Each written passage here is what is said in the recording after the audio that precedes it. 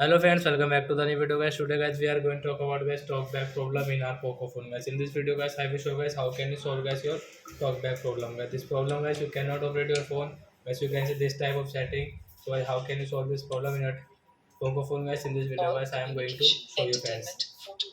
So friends, first of all guys, what will you have to do guys? You will have to use guys your two fingers. So guys, we will scroll it then guys like that.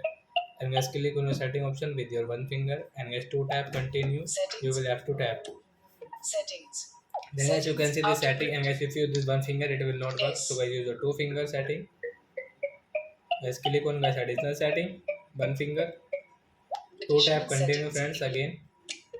And guys you can see guys this accessibility setting, tap here, two tap continue guys. Guys click on vision option, two tap, talk back, double tap, talk back off. So guys, your talkback problem is off, means solved, and guys now you can operate your phone without any problem. Guys, you can see guys, there's no any problem. So like that, guys, you have any problem in your Poco phone and guys any Android phone, so you can ask me in comment section, guys. I will check and guys I will help you. So before going, guys, please go and like my video, subscribe my channel. Bye bye friends. Thanks for watching the video.